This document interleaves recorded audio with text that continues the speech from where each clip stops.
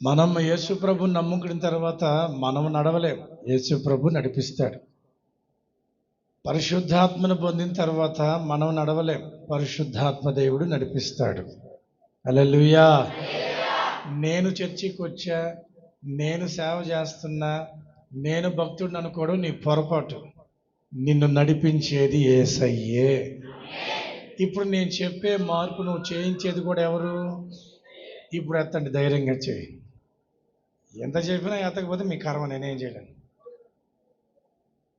ఏ పాత పద్ధతే, పెద్దోళ్ళు చెప్పిన పద్ధతే, కొత్తదేం చెప్పను నేను. ఒకటి ఎత్తండి.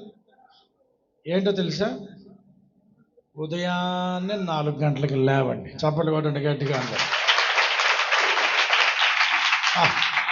చాలా నాయన ఏం కొడుతున్నారు? పటపట చెంపల మీద కొడుతున్నట్టుంది.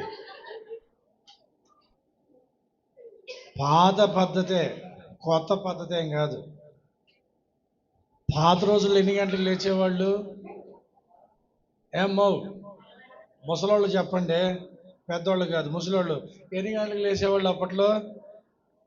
ఒక 20 సంవత్సరాల క్రితం సంగతి చెప్పండి. ఎన్ని గంటలకు లేచేవాళ్ళు అప్పుడు?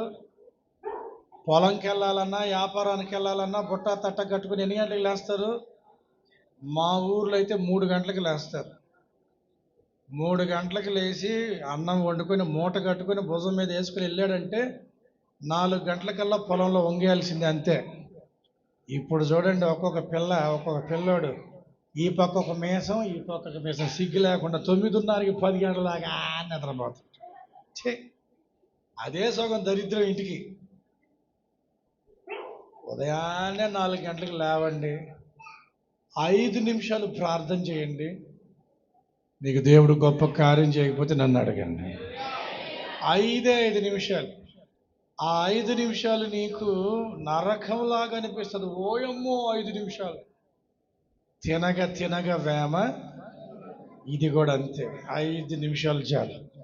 డిసెంబర్కి నువ్వు చెక్ చేసుకో, నీ ఆర్థిక పరిస్థితిని, నీ కుటుంబ పరిస్థితిని, నీ యొక్క వ్యాపార పరిస్థితిని అన్నిటినీ దేవుడు అభివృద్ధి చేస్తాడు. హల్లెలూయా, హల్లెలూయా.